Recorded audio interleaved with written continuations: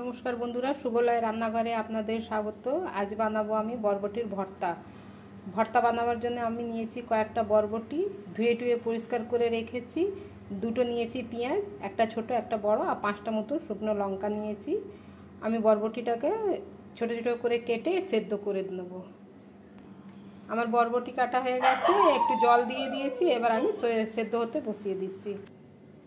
আমার বরবটিটা সেদ্ধ হয়ে গেছে, দিয়ে দেবো সর্ষের তেল।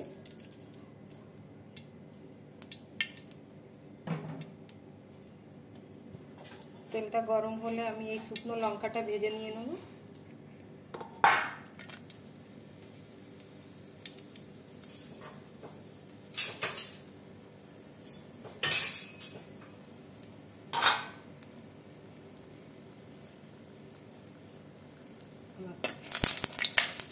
একটু লাল লাল করে ভেজে নেব।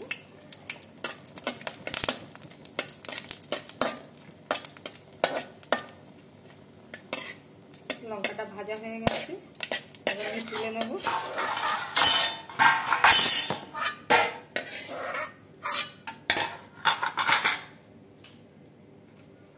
দিয়ে দেবো পেঁয়াজ কুচি।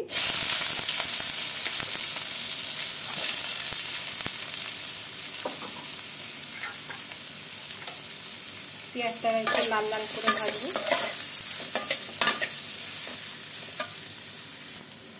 পেঁয়াজটা ভাজা ভাজা হচ্ছে, আর একটুখানি লাল করবো পেঁয়াজ।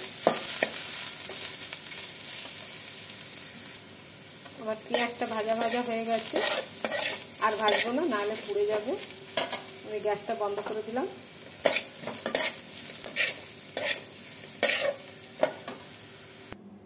এদিকে আমার বরবটি সেদ্ধ হয়ে গেছে, এবার সিলে নিয়ে আমি সিলে বেটে নিচ্ছি বরবটিটাকে।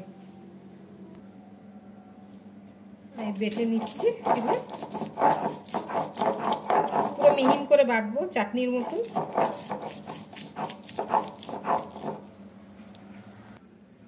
আমি এই ভাজা পেঁয়াজটাকে বেটে নেব।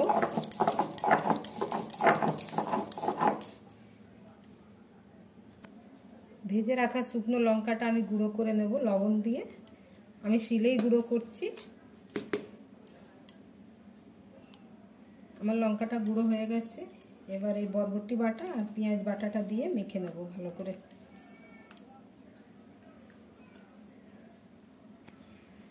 আমার মাখা হয়ে গেছে, দিয়ে দেবো ওপর থেকে কাঁচা সর্ষের তেল।